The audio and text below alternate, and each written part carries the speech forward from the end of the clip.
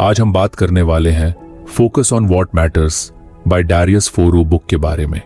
हर सुबह सूरज की पहली किरण के साथ जब हम उठते हैं तो हमारे दिमाग में बहुत सारी चीजें घूम रही होती हैं। आज का काम, लोगों की एक्सपेक्टेशंस, सोशल मीडिया पर क्या पोस्ट किया जाए, किसका रिप्लाई करना है, ऑफिस में क्या होगा, घर के लोग क्या सोचेंगे। ये सब मिलकर एक ऐसा मेंटल प्रेशर बना देते हैं जो हमारे पूरे दिन का मूड बिगाड़ सकता है।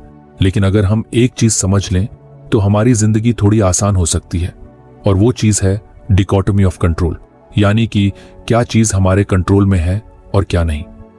स्टोइक फिलॉसफी, जो कि बहुत पुराने जमाने के सोचने का तरीका है, यही सिखाती है कि पीस और हैप्पीनेस तब पॉसिबल होती है जब हम सिर्फ उन चीजों पर ध्यान देते हैं जो हमारे कंट्रोल में है, बाकी सब चीजों को लेट गो करना सीखते हैं। इस कॉन्सेप्ट को समझाने के लिए डैरियस फोरू ने अपनी किताब की शुरुआत ही इसी थॉट से की है। उन्होंने इसे बहुत ही मॉडर्न और रिलेटेबल एग्जाम्पल से समझाया है जो आज के हर इंसान को कनेक्ट करता है। सोचिए, आप सोशल मीडिया पर कोई फोटो डालते हैं। अब आप पूरी उम्मीद रखते हैं कि लोग लाइक करेंगे, अच्छे कमेंट्स देंगे। लेकिन अगर किसी ने कुछ बुरा कह दिया या फिर लोगों ने इग्नोर कर दिया तो आपको कैसा फील होता है? Sad, angry, demotivated. लेकिन थोड़ा रुकिए और सोचिए, क्या दूसरों की रिएक्शन आपके कंट्रोल में है? नहीं ना। आपके कंट्रोल में सिर्फ ये था कि आपने क्या फोटो डाली, किस इंटेंशन से डाली, और आप खुद उसके बारे में क्या सोचते हैं। बाकी सब लोगों की सोच, उनका टाइम, उनकी फीलिंग्स, ये सब एक्सटर्नल है। और जब हम इन चीजों से अपने पीस को जोड़ देते हैं तो हम अपनी खुशी खुद ही दूसरों के हाथों में दे देते हैं। फोरू बताते हैं कि अगर हमें इनर पीस चाहिए तो हमें यह समझना होगा कि हमें सिर्फ अपने एक्शंस पर फोकस करना है, उनके रिजल्ट्स पर नहीं। मतलब अगर आप किसी जॉब इंटरव्यू के लिए प्रिपरेशन कर रहे हैं तो आपका फोकस सिर्फ इस बात पर होना चाहिए कि आपने अच्छे से तैयारी की या नहीं, आपने ऑनेस्टली एफर्ट किया या नहीं, जॉब मिलती है या नहीं वो आपके हाथ में नहीं है। कंपनी की ज़रूरत, बाकी कैंडिडेट्स का लेवल, इंटरव्यूअर का मूड, ये सब ऐसे फैक्टर्स हैं जो अनकंट्रोलेबल हैं। हम अक्सर इसी वजह से परेशान होते हैं कि हम चीज़ों को कंट्रोल करना चाहते हैं जो कभी हमारे हाथ में थी ही नहीं। किसी ने रिप्लाई नहीं किया, किसी ने इग्नोर कर दिया, प्रमोशन नहीं मिला, बारिश हो गई, ट्रैफिक लग गया, इन सब चीज़ों को लेकर हम अननेसेसरीली अपसेट हो जाते हैं। लेकिन अगर हम स्टोइक्स की तरह सोचें तो हम समझ सकते हैं कि हमारी एनर्जी सिर्फ उन्हीं चीज़ों पर लगनी चाहिए जो हम बदल सकते हैं। ये फिलॉसफी सिर्फ बड़े बड़े डिसीजंस में नहीं, छोटे छोटे डेली सिचुएशंस में भी बहुत काम आती है। जैसे कि किसी ने आपकी बात काट दी, या आपके काम की तारीफ नहीं की, या किसी ने गलत तरीके से ट्रीट किया। इन सब में आप सिर्फ एक चीज़ कंट्रोल कर सकते हैं और वो है आपकी रिएक्शन। आप गुस्सा करेंगे या काल्मली हैंडल करेंगे, ये पूरी तरह आपके हाथ में है। फोरू इस बात को बहुत ही सिंपल वर्ड्स में कहते हैं कि हम हर दिन दो तरह की चीज़ों का सामना करते हैं, कंट्रोलेबल और अनकंट्रोलेबल। और अगर हम ये हैबिट बना लें कि हम हर सिचुएशन में सबसे पहले ये पहचानें कि ये किस कैटेगरी की चीज़ है, तो हमारा रिएक्शन और माइंडसेट दोनों काफ़ी बेहतर हो सकते हैं। अगर कोई चीज़ अनकंट्रोलेबल है तो उस पर एनर्जी वेस्ट करने का मतलब है कि हम खुद को अननेसेसरी स्ट्रेस दे रहे हैं। सोचिए, अगर आप किसी इवेंट में जा रहे हैं और रास्ते में बारिश शुरू हो गई। अब आप अपसेट हो सकते हैं, कंप्लेन कर सकते हैं, या फिर आप काल्मली अम्ब्रेला निकाल सकते हैं और एंजॉय कर सकते हैं। ये सिंपल एग्जाम्पल दिखाता है कि कैसे हमारा पर्सपेक्टिव हमारा एक्सपीरियंस डिसाइड करता है। फोरू का मानना है कि माइंडसेट ही वो लेंस है जिससे हम दुनिया को देखते हैं, और डिकोटोमी ऑफ कंट्रोल हमें एक क्लियर लेंस देता है। कभी कभी हम सोचते हैं कि दूसरों को बदलना पॉसिबल है, लेकिन सच्चाई ये है कि किसी को बदलना आपके कंट्रोल में नहीं है। आप सिर्फ अपनी बाउंड्रीज बना सकते हैं, अपनी एक्सपेक्टेशंस क्लियर रख सकते हैं और खुद को उस तरह से बिहेव करने के लिए ट्रेन कर सकते हैं जैसे आप चाहते हैं कि दूसरों से आपको रिस्पेक्ट मिले। जब आप खुद को बदलते हैं तो इनडायरेक्टली सिचुएशंस भी आपके फेवर में आने लगती हैं। एक और इंटरेस्टिंग बात यह है कि जब आप सिर्फ अपने कंट्रोलेबल एक्शंस पर फोकस करते हैं तो आपके अंदर एक अलग ही कॉन्फिडेंस आने लगता है, क्योंकि तब आप हर रिजल्ट को एक लर्निंग अपॉर्चुनिटी की तरह देखने लगते हैं, ना कि फेलियर की तरह। फोरू बताते हैं कि जब उन्होंने ये कॉन्सेप्ट समझा तब उन्हें एहसास हुआ कि बेहद सी चीजों से डरना बेकार था, जैसे कि रिजेक्शन, क्रिटिसिज्म या अनसर्टेनिटी। क्योंकि वो सब उनके कंट्रोल में थी ही नहीं तो डरने का कोई मतलब नहीं था। करियर अनसर्टेनिटी आजकल हर किसी को फेस करनी पड़ती है। कोई जॉब चला जाता है, कोई सैलरी से खुश नहीं है, किसी को अपने काम में पर्पस नहीं मिल रहा। लेकिन अगर हम इस अनसर्टेनिटी को इस नजर से देखें कि ये हमारे कंट्रोल से बाहर है, तो हम उसे एक्सेप्ट करना सीख सकते हैं और फिर अपने एफर्ट को उस डायरेक्शन में लगाना शुरू कर सकते हैं जो हमारे कंट्रोल में हो, जैसे न्यू स्किल्स सीखना, नेटवर्किंग करना, प्रोजेक्ट्स में खुद को प्रूव करना। इसी तरह से सोशल मीडिया का प्रेशर, किसी और की जिंदगी देखकर खुद को कम समझना। अगर आपको हमारी फ्री समरी अच्छी लगती है तो आप हमारे चैनल को सब्सक्राइब कर सकते हैं, हमारी मेंबरशिप खरीद सकते हैं या हमें यूपीआई के थ्रू सपोर्ट कर सकते हैं। अब समरी पर वापस चलते हैं। दूसरों की अचीवमेंट्स देखकर इनसिक्योर फील करना, ये सब तब तक होता है जब तक हम ये नहीं समझते कि वो सब हमारे कंट्रोल में नहीं है। हम बस अपनी लाइफ ऑनेस्टली जी सकते हैं। और जब हम खुद के एक्शंस, हैबिट्स और थॉट्स पर फोकस करते हैं तो कंपैरिजन खुद ही फेड हो जाता है। फुरू कहते हैं कि जब आप समझ जाते हैं कि पीस तब पॉसिबल है जब आप कंट्रोल छोड़ना सीखते हैं, तब आपकी जिंदगी एक अलग ही डायरेक्शन में चलने लगती है। आप ज्यादा रिलैक्स्ड, फोकस्ड और प्रेजेंट हो जाते हैं, क्योंकि अब आप हर मोमेंट को एक्सेप्टेंस के साथ जीते हैं, ना कि रेजिस्टेंस के साथ। ये कॉन्सेप्ट हमें सिखाता है कि स्ट्रेस को हैंडल करने का सबसे आसान तरीका है डिटैच फ्रॉम आउटकम और अटैच टू प्रोसेस। जब हम प्रोसेस पर ध्यान देते हैं तो हम ग्रो करते हैं, सीखते हैं और मैच्योर होते हैं, और यही रियल सक्सेस है। हर दिन जब आप किसी सिचुएशन का सामना करें तो बस एक सिंपल सवाल खुद से पूछिए, क्या ये मेरे कंट्रोल में है? अगर हां तो एक्शन लीजिए, अगर नहीं तो लेट इट गो। धीरे धीरे ये प्रैक्टिस आपकी आदत बन जाएगी और आपकी लाइफ में क्लैरिटी और काल्मनेस आ जाएगी। इस तरह स्टोइक फिलॉसफी और डैरियस फोरू की सिंपल येट पावरफुल एक्सप्लेनेशन हमें एक ऐसा माइंडसेट देती है जो आज के तेज और कंफ्यूज्ड वर्ल्ड में बहुत जरूरी है। पीस जो हम बाहर ढूंढते हैं वो अंदर से आती है, और उसका रास्ता यही है कंट्रोल को समझना और उसे सही तरीके से अप्लाई करना। अगर आप ये फिलॉसफी अपनाते हैं तो शायद प्रॉब्लम्स खत्म नहीं होंगी, लेकिन उनका असर जरूर कम हो जाएगा। और यही तो हम सब चाहते हैं, एक पीसफुल, क्लियर और फुलफिलिंग लाइफ। जब हम जिंदगी के बारे में गहराई से सोचते हैं तो हमें एहसास होता है कि बहुत सारी परेशानियां हमारे बाहर नहीं, हमारे अंदर से आती हैं। हम खुद को लेकर बहुत कुछ सोचते हैं, बार बार सोचते हैं, डरते हैं, खुद को प्रूव करने की कोशिश करते हैं, लोगों से वैलिडेशन मांगते हैं और फिर भी खुद से कभी खुश नहीं हो पाते। इन्हीं इमोशंस और थॉट्स को समझने का एक तरीका है स्लो डाउन करना, बैठकर अपने मन से बात करना, यानी एक तरह का सेल्फ मेडिटेशन। और यही काम करती हैं वो चिट्ठियां, हर एक लेटर जैसे एक छोटा सा मेडिटेशन हो। इस किताब में हर लेटर 2 से 4 पेज की होती है, लेकिन उसके अंदर जो बात कही जाती है वो सीधे दिल और दिमाग तक पहुंचती है। हर लेटर किसी एक खास थीम पर बेस्ड होती है, जैसे fear, overthinking, comparison, chasing validation या फिर लेटिंग गो। और क्योंकि ये छोटी छोटी रिफ्लेक्शंस होती हैं, इसलिए इन्हें पढ़ना आसान होता है और बार बार पढ़ने का मन करता है। ऐसा लगता है जैसे कोई अपना दोस्त हमें समझा रहा हो, या शायद हम खुद अपने दिल की बातों को कागज पर पढ़ रहे हो। हर लेटर एक सवाल उठाती है और फिर धीरे धीरे उस सवाल का जवाब ढूंढती है, लेकिन वो जवाब हमें खुद के अंदर ही मिलता है। जैसे कि एक लेटर में फियर की बात होती है। हम सभी किसी ना किसी डर से जूझ रहे होते हैं, कभी फेलियर का डर, कभी रिजेक्शन का, कभी अकेले रह जाने का। लेकिन इस लेटर में बताया गया है कि डर को अवॉइड करने से ज्यादा इंपॉर्टेंट है उसको समझना और उसका सामना करना। ये डर हमें कुछ सिखाने आया है, ना कि हमें रोकने। जब हम डर के साथ बैठते हैं, उसे पूछते हैं कि तू मुझे क्या दिखाना चाहता है, तो हमें क्लैरिटी मिलने लगती है। फिर एक दूसरी लेटर में ओवरथिंकिंग की बात होती है। ये बहुत रिलेटेबल है, क्योंकि हम सब किसी ना किसी बात को बार बार सोचते हैं।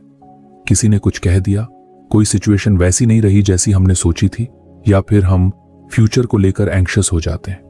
ये लेटर हमें सिखाती है कि सोचते रहना सॉल्यूशन नहीं लाता, बल्कि और कंफ्यूजन क्रिएट करता है। जब हम ओवरथिंकिंग में फंस जाते हैं तो हम प्रेजेंट मोमेंट से डिस्कनेक्ट हो जाते हैं। ये लेटर हमें ग्राउंडेड होने का तरीका सिखाती है। ब्रीथ करो, पॉज करो और ट्रस्ट करो कि जो होना है वो होगा। हर चीज को बार बार एनालाइज करने की जरूरत नहीं होती। एक और पावरफुल लेटर होती है वैलिडेशन के बारे में। हम सब किसी ना किसी तरह से लोगों से अप्रूवल चाहते हैं, चाहे वो सोशल मीडिया पर लाइक्स हों या रियल लाइफ में तारीफें। हम अपनी वर्थ को दूसरों के रिएक्शन से मेजर करने लगते हैं। लेकिन ये लेटर एक जेंटल रिमाइंडर देती है कि हमारी वैल्यू पहले से है, हमें उसे साबित करने की जरूरत नहीं है। जब हम दूसरों की नजरों में परफेक्ट बनने की कोशिश करते हैं तो हम खुद से दूर हो जाते हैं। लेकिन जब हम खुद से जुड़ते हैं तो वैलिडेशन की जरूरत धीरे धीरे कम होने लगती है। ये लेटर पढ़कर ऐसा लगता है जैसे किसी ने हमारे दिल की बात कह दी हो। इन लेटर्स की सबसे खूबसूरत बात यह है कि ये बहुत सिंपल भाषा में लिखी गई है। ऐसा नहीं लगता कि कोई बहुत हैवी फिलॉसफी पढ़ रहे हैं, बल्कि ऐसा लगता है जैसे एक दोस्त ने हमें एक ऑनेस्ट चिट्ठी लिखी है जो हमें सच के थोड़े करीब ले जा रही है। हर लाइन में एक ऑनेस्टी होती है, एक सॉफ्टनेस होती है, और शायद इसीलिए ये लेटर्स इतनी कनेक्ट करती हैं।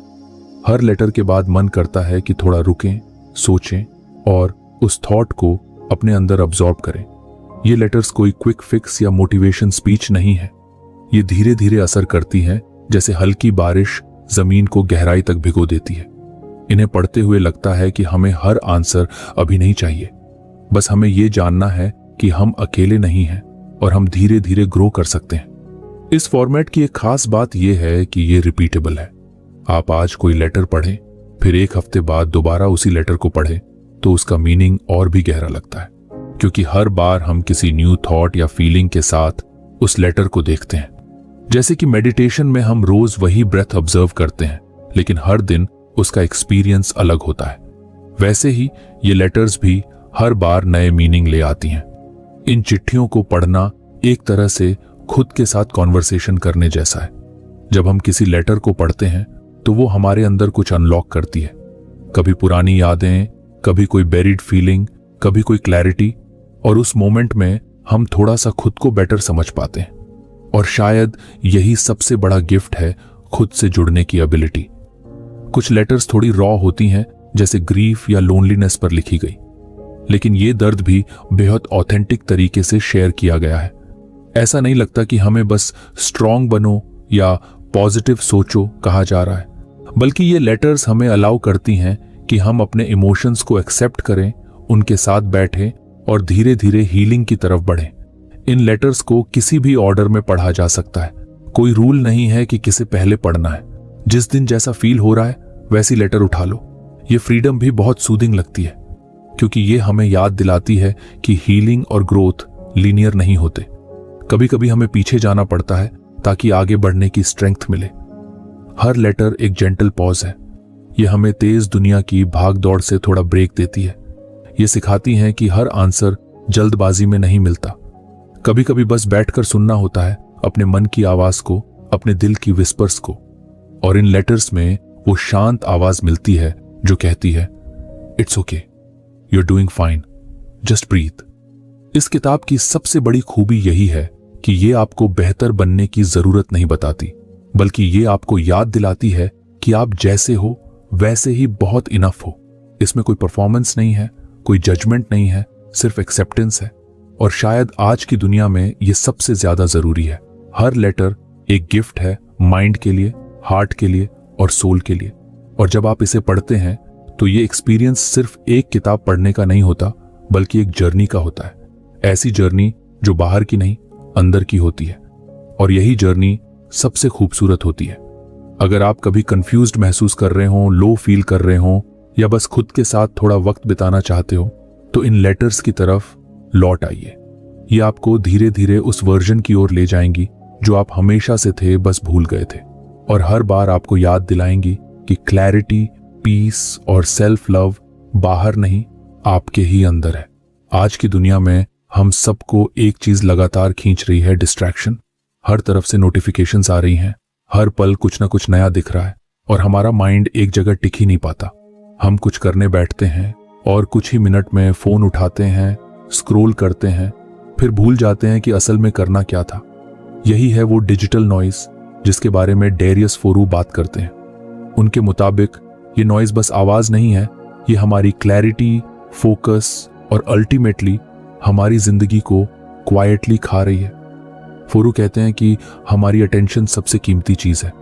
ये कोई ओवर स्टेटमेंट नहीं है, क्योंकि जो भी हम अचीव करते हैं वो हमारी अटेंशन के यूज पर ही डिपेंड करता है। चाहे वो लर्निंग हो, रिलेशनशिप्स हो, करियर गोल्स हो या सेल्फ ग्रोथ, हर चीज के लिए सबसे पहले हमें अपना ध्यान देना होता है।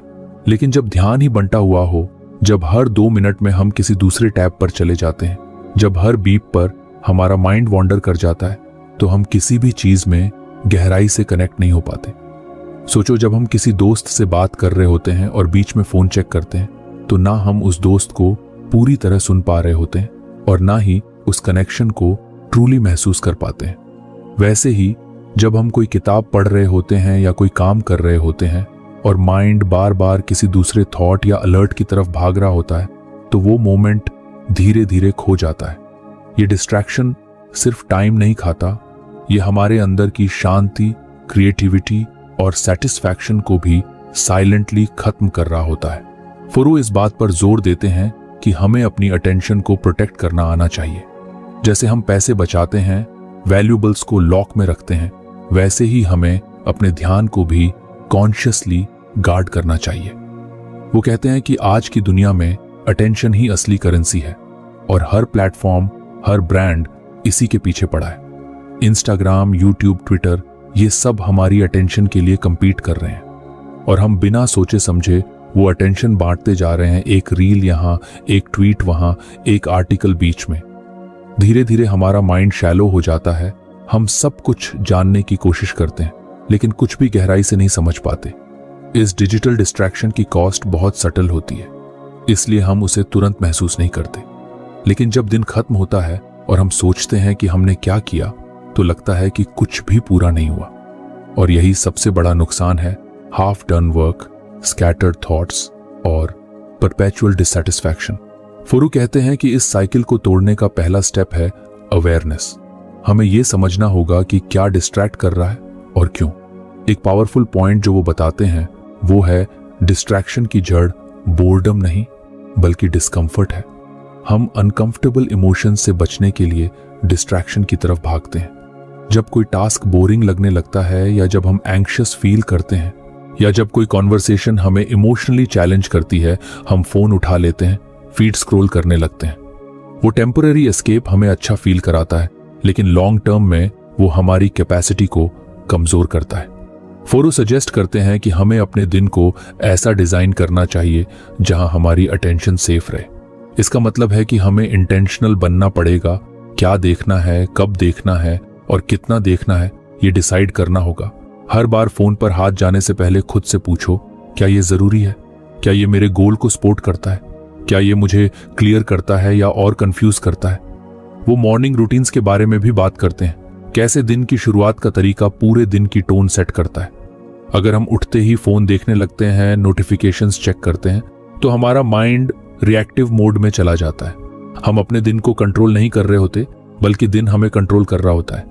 लेकिन अगर हम सुबह का पहला घंटा इंटेंशनल चीजों में लगाए, जैसे journaling, reading, silence, deep work, तो हमारी अटेंशन धीरे धीरे ट्रेन होने लगती है। इस अटेंशन को प्रोटेक्ट करने के लिए फोरू कुछ प्रैक्टिकल स्ट्रैटेजीज भी बताते हैं, जैसे टाइम ब्लॉक्स का यूज करना, डिस्ट्रैक्शन फ्री जोन्स क्रिएट करना, डिजिटल डिटॉक्स लेना और सबसे जरूरी, बोर्डम को टॉलरेट करना सीखना। जब हम बिना डिस्ट्रैक्शन के बैठे रहते हैं तो शुरू में अनकंफर्टेबल लगता है, लेकिन फिर धीरे धीरे वही बोर्डम आइडियाज में बदलने लगता है, क्लैरिटी में बदलने लगता है। हमारे बेस्ट थॉट्स तब आते हैं जब हम बस सोच रहे होते हैं ना कि किसी फीड में डूबे होते हैं।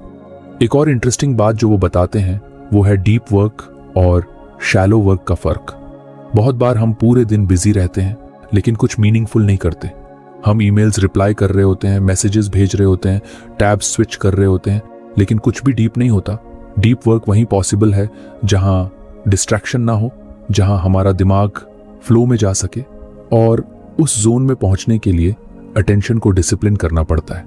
डिस्ट्रैक्शन की वजह से हमारी क्रिएटिविटी भी सफर करती है। हम सोचते हैं कि स्क्रोलिंग से हमें इंस्पिरेशन मिलेगा, लेकिन होता उल्टा है। माइंड ओवरवेल्म्ड हो जाता है, कंपैरिजन शुरू हो जाती है और खुद पर डाउट होने लगता है। फोरू कहते हैं कि असली इंस्पिरेशन साइलेंस से आती है। जब माइंड क्वाइट होता है तभी वो ऑब्जर्व कर सकता है, इमेजिन कर सकता है, क्रिएट कर सकता है। उनका पूरा मैसेज यही है कि डिस्ट्रैक्शन की प्राइस सिर्फ समय नहीं होती, वो हमारी peace of mind, quality of work और हमारी आइडेंटिटी तक को अफेक्ट करती है। जब हम बार बार किसी दूसरे की आवाज सुनते हैं तो धीरे धीरे अपनी आवाज खो देते हैं। इसलिए जरूरी है कि हम अपने ध्यान को रिक्लेम करें, उसे उस डायरेक्शन में यूज करें जहां ग्रोथ हो, क्लैरिटी हो और मीनिंग हो। ये सब बातें पढ़ते हुए ऐसा लगता है कि हम सब कभी ना कभी इस ट्रैप में फंसे हैं, लेकिन अच्छी बात यह है कि इससे बाहर निकलने का रास्ता भी हमारे पास ही है। बस हमें थोड़ा सा अवेयरनेस, थोड़ा सा करेज और थोड़ा सा स्ट्रक्चर चाहिए। हम सब अपने दिन को ऐसे डिजाइन कर सकते हैं जहां नॉइज कम हो और पर्पस ज्यादा। जब हम अपनी अटेंशन की वैल्यू समझने लगते हैं तो हम ऑटोमेटिकली सिलेक्टिव बन जाते हैं। हम हर चीज को इंपॉर्टेंस देना बंद कर देते हैं और उन्हीं चीजों को चुनते हैं जो हमारे लिए रियल में मैटर करती हैं। और यही ध्यान से जीने की शुरुआत होती है। फोरू हमें डराते नहीं हैं, वो इंस्पायर करते हैं।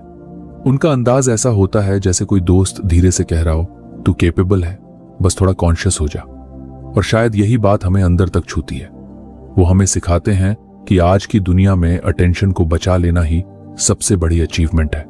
तो अगली बार जब हम बेवजह फोन उठाए तो बस एक पॉज लें, खुद से पूछें, क्या मैं अपना सबसे कीमती एसेट किसी और को दे रहा हूं? अगर आंसर हां है तो चॉइस हमारे पास है उसे वापस लेने की, उसे सही जगह इन्वेस्ट करने की और डिस्ट्रैक्शन के शोर में भी अपनी क्लैरिटी को बचाए रखने की। यही फोरू का सच्चा मैसेज है, अटेंशन को बचाओ, क्योंकि यही तुम्हारा असली पावर है। कई बार हम रात को लेट कर सोचते हैं, काश उस वक्त ये किया होता, काश उस बात को सीरियस लिया होता, काश उस इंसान से खुलकर बात की होती। ऐसे काश ही तो असली रिग्रेट होते हैं। डैरियस फोरू इस इमोशन को बड़ी सादगी और सच्चाई से समझाते हैं। उनके मुताबिक रिग्रेट सिर्फ इसलिए नहीं आता कि हमसे कोई गलती हो गई, बल्कि इसलिए आता है क्योंकि हमारे एक्शंस हमारे वैल्यूज से मैच नहीं करते। जब हम ऐसा कुछ कर बैठते हैं जो हमारे दिल के सच से अलग होता है, तब रिग्रेट धीरे धीरे अंदर पनपता है। हम सब ने कभी ना कभी ये फील किया है कि हम कुछ ऐसा कर रहे हैं जो दिल से ठीक नहीं लगता, लेकिन हम करते हैं क्योंकि सब कर रहे हैं या यही करना चाहिए। ये छोटी छोटी मिसमैचेस ही बाद में बड़े रिग्रेट में बदल जाती हैं। फोरू यही कहते हैं, रिग्रेट को अवॉइड करने का तरीका ये नहीं है कि हम परफेक्ट बन जाएं, बल्कि ये है कि हम खुद से बार बार पूछते रहें, क्या मैं वही कर रहा हूं जो मेरे लिए सच में इंपॉर्टेंट है? यह सवाल छोटा सा लगता है, लेकिन इसका असर बहुत गहरा होता है। इमेजिन करो, अगर हर दिन हर डिसीजन से पहले हम खुद से ये पूछें कि क्या ये मेरे लाइफ के पर्पस से अलाइंड है, तो शायद हम बहुत सारे गलत स्टेप्स बचा सकते हैं। अक्सर हम ऑटो पायलट पर जीते हैं, same routine, same job, same complaints, बिना ये सोचे कि क्या ये सच में वही चीजें हैं जो हमें फुलफिल करती हैं।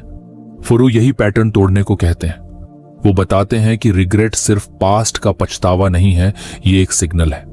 जब हमें किसी चॉइस पर रिग्रेट होता है तो वो हमारे अंदर के किसी इग्नोर्ड ट्रूथ की तरफ इशारा कर रहा होता है।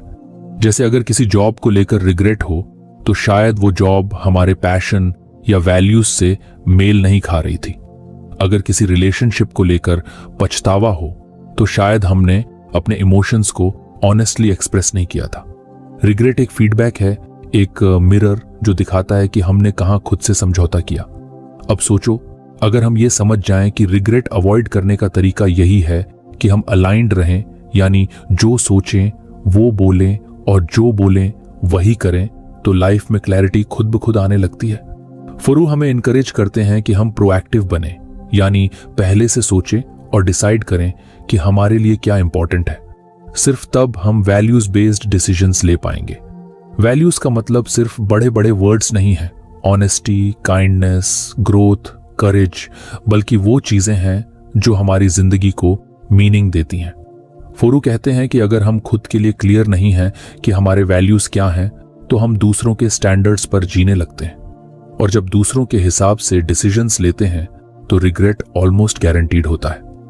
एक इंटरेस्टिंग बात यह भी है कि कई बार रिग्रेट इमीडिएट नहीं आता। आज हम किसी चीज को कॉम्प्रोमाइज करते हैं और लगता है चलो कोई बात नहीं, लेकिन जैसे जैसे टाइम बीतता है वही छोटी चीज भारी लगने लगती है।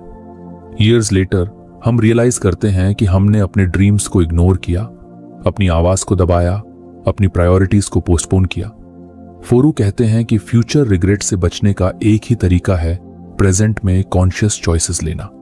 उनका फोकस इस बात पर भी है कि हमें अपने इमोशंस को जज नहीं करना चाहिए, रिग्रेट को भी हमें एक्सेप्ट करना चाहिए, समझना चाहिए। वो कहते हैं कि रिग्रेट को गिल्ट में बदलना जरूरी नहीं है, इंस्टेड उसे एक गाइड की तरह देखो जो तुम्हें बताता है कि तुम्हें अब क्या बदलना है। ये शिफ्ट बहुत पावरफुल होता है जब हम रिग्रेट को सेल्फ ब्लेम की जगह सेल्फ ग्रोथ के लिए यूज करते हैं। एक और लेयर जो फोरू इस डिस्कशन में जोड़ते हैं वो है टाइम की इंपॉर्टेंस। टाइम वो रिसोर्स है जो सबसे जल्दी खत्म होता है, और रिग्रेट का सबसे बड़ा कारण यही होता है कि हम सोचते हैं मेरे पास और टाइम होता तो मैं, लेकिन सच ये है कि टाइम हमेशा लिमिटेड रहेगा। इसलिए हमें आज ही ये क्लैरिटी चाहिए कि हम अपना समय कहाँ इन्वेस्ट कर रहे हैं। क्या वो काम जो हम रोज कर रहे हैं वो हमारे फ्यूचर सेल्फ को प्राउड फील कराएगा? यहां पर फोरू बार बार ये अर्ज करते हैं कि अपने एक्शंस को कॉन्शियसली ऑब्जर्व करो। क्या हम अपने लाइफ डिसीजंस अपने डर से ड्रिवन होकर ले रहे हैं या अपनी वैल्यूज से?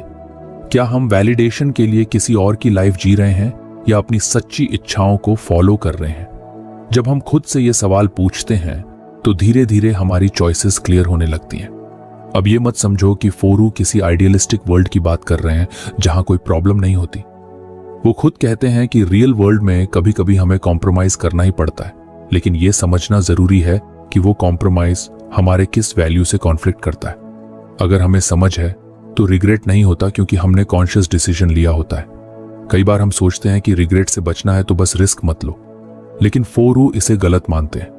उनके अनुसार सबसे बड़ा रिग्रेट वही होता है जो हम कभी ट्राई ही नहीं करते। किसी ड्रीम को पूरी तरह जीने से डरना, किसी रिलेशनशिप में वल्नरेबिलिटी ना दिखाना, किसी टैलेंट को सप्रेस करना, ये सब साइलेंट रिग्रेट्स बन जाते हैं। इसलिए वो कहते हैं लाइव बोल्डली बट वाइजली। अपने हार्ट की सुनो लेकिन दिमाग से चलो, एक्शन लो लेकिन वैल्यूज से अलाइंड रहकर। ये सारी बातें बड़ी रियल और रिलेटेबल लगती हैं क्योंकि हम सब कभी ना कभी उस मोड़ पर होते हैं जहां दो रास्ते होते हैं, एक आसान पर बिना पर्पस वाला और एक मुश्किल लेकिन मीनिंग से भरा हुआ। फोरू यही कहते हैं चूज द सेकंड वन, क्योंकि वही रिग्रेट फ्री लाइफ की शुरुआत होती है। अगर आप किसी क्रॉस रोड पर हो, किसी कंफ्यूजन में हो कि क्या करना सही है, तो बस एक सवाल खुद से पूछो, क्या ये मेरे लिए सच में मायने रखता है? यह सवाल एक कंपास की तरह है। यह आपको डायरेक्शन देगा जब माइंड कंफ्यूज्ड हो, जब वर्ल्ड लाउड हो, और यही डायरेक्शन आपको उन रिग्रेट से बचाएगी जो दिल में सालों तक चुभते रहते हैं। फोरू की बातों से यह साफ होता है कि रिग्रेट कोई एनिमी नहीं है, ये एक टीचर है। लेकिन उससे सीखने के लिए हमें सुनना आना चाहिए, रुकना आना चाहिए और पूछना आना चाहिए, क्या मैं वो कर रहा हूं जो मुझे सच में करना चाहिए? अगर हम रोज थोड़ी देर रुककर ये सवाल पूछें तो शायद हमारी जिंदगी रिग्रेट फ्री नहीं तो कम से कम रिग्रेट अवेयर जरूर हो सकती है। आखिर में बात वही है, एक मीनिंगफुल लाइफ जीने के लिए क्लैरिटी चाहिए, करेज चाहिए और कंसिस्टेंसी चाहिए।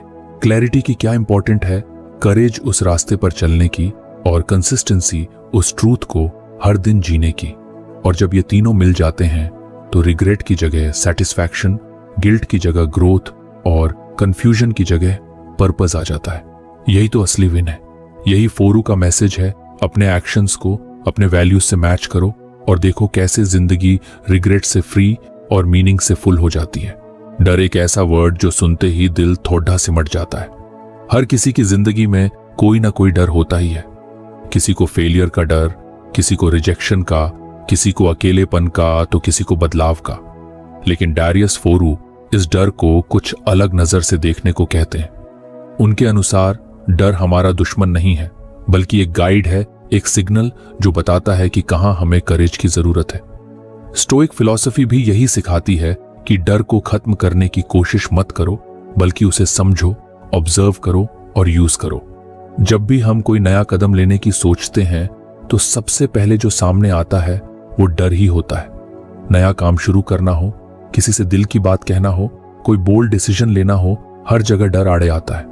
फोरू मानते हैं कि इस डर से भागने की बजाय हमें खुद से ये पूछना चाहिए, इस डर के पीछे क्या अपॉर्चुनिटी छुपी है? क्योंकि डर वहीं आता है जहां कुछ मीनिंगफुल होता है, जहां कुछ बड़ा हो सकता है, जहां ग्रोथ की पोटेंशियल होती है। सोचो, अगर किसी इंसान को स्टेज पर बोलने में डर लगता है तो शायद वहीं उसकी ग्रोथ है, क्योंकि वहां उसका सेल्फ एक्सप्रेशन है। अगर किसी को जॉब छोड़कर अपना काम शुरू करने में डर लग रहा है तो शायद वहां उसकी फ्रीडम छुपी है। डर हमें बताता है कि कहां हम अपनी कंफर्ट जोन से बाहर निकलने वाले हैं, और कंफर्ट जोन से बाहर निकलना ही तो करेज का असली मतलब होता है।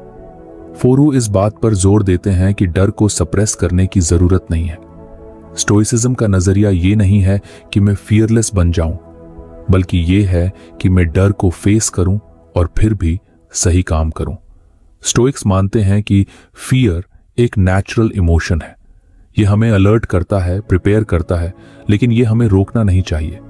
बल्कि जब डर आता है तो वो एक सिग्नल है कि अभी हमें थोड़ी एक्स्ट्रा स्ट्रेंथ, थोड़ी एक्स्ट्रा क्लैरिटी और थोड़ी एक्स्ट्रा फेथ की जरूरत है। कई बार हम डर को ओवरथिंक करके बहुत बड़ा बना देते हैं। हम खुद को फ्यूचर के ऐसे सिनारियोज दिखाने लगते हैं जो अभी एग्जिस्ट भी नहीं करते। फोरू कहते हैं कि ज्यादातर डर इमेजिनेशन से आते हैं, रियलिटी से नहीं। और जब हम ये रिकॉग्नाइज कर लेते हैं कि डर सिर्फ हमारे माइंड में बना हुआ एक थॉट है, तो उस पर पावर कम होने लगती है। उदाहरण के लिए, एक इंसान जो किसी पब्लिक इवेंट में जाने से डरता है, वो खुद को पहले ही ये सोचकर थका देता है कि लोग क्या सोचेंगे। अगर मैं ऑकवर्ड बिहेव कर गया तो, अगर कोई मुझे जज करने लगा तो। लेकिन ये सब माइंड की स्टोरीज होती हैं। असली वर्ल्ड में लोग ज्यादातर बिजी होते हैं अपने ही थॉट्स में। ये अवेयरनेस ही डर की चेन को तोड़ती है। फोरू एनकरेज करते हैं कि हम डर से बात करें, उससे भागे नहीं। इमेजिन करो, डर एक दोस्त की तरह तुम्हारे सामने बैठा है। उससे पूछो, तू मुझे क्या दिखाना चाहता है? ये सिंपल शिफ्ट डर से बात करना हमें एम्पावर कर सकता है।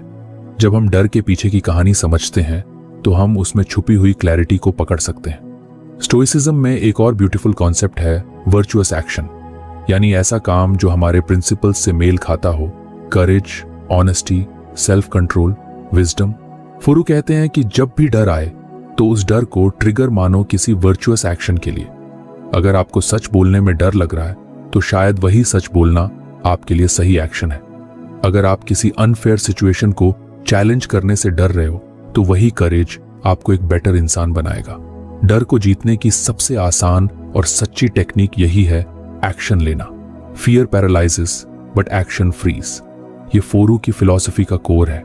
वो कहते हैं कि हम जितना डिले करते हैं, डर उतना स्ट्रांग होता जाता है। लेकिन जैसे ही हम एक छोटा स्टेप भी लेते हैं, डर की पकड़ थोड़ी लूजन हो जाती है। और यही छोटे स्टेप्स हमें लॉन्ग रन में फियरलेस नहीं बल्कि करेजफुल बनाते हैं। ये फर्क समझना जरूरी है। फियरलेस बनना मतलब डर न होना, लेकिन करेजफुल बनना मतलब डर होते हुए भी आगे बढ़ना। फोरू यही सिखाते हैं कि ग्रेटनेस की जर्नी पर डर आना नॉर्मल है, बल्कि जरूरी है। अगर डर नहीं आएगा तो शायद वो रास्ता ही छोटा है। एक और पावरफुल पॉइंट जो फोरू बताते हैं वो ये है कि हमें अपने डर को कैटेगराइज करना चाहिए। हर डर इक्वल नहीं होता। कुछ डर लॉजिकल होते हैं, जैसे फायर से डरना या किसी हादसे से बचना। लेकिन कुछ डर प्योरली साइकोलॉजिकल होते हैं, जैसे किसी की ओपिनियन से डरना या फेलियर की कल्पना से डरना। स्टोइक माइंडसेट सिखाता है कि पहले इन दो तरह के डर में फर्क करो, फिर जहां लॉजिकल डर है वहां सेफ्टी रखो, और जहां साइकोलॉजिकल डर है वहां सेल्फ अवेयरनेस और रिफ्लेक्शन से आगे बढ़ो। डर हमें स्लो कर सकता है, लेकिन अगर हम उसे अंडरस्टैंड करें तो वही डर हमें सही डायरेक्शन में पुश भी कर सकता है। फोरू ये भी सजेस्ट करते हैं कि आप डर का एक जर्नल रखो। जब भी कोई डर सताए, उसे लिखो, क्या डर है, क्यों है, और उससे जुड़ी रियलिटी क्या है। ये प्रोसेस क्लैरिटी देता है और कई बार डर की इंटेंसिटी को आधा कर देता है। एक और आइडिया जो बहुत ब्यूटीफुल है वो ये कि डर की वजह से रिग्रेट मत पालो। सोचो, अगर आप किसी काम को सिर्फ इसलिए ना करें क्योंकि डर लग रहा है और बाद में आपको उस डिसीजन पर रिग्रेट हो जाए, तो वो डर कितना महंगा साबित हुआ।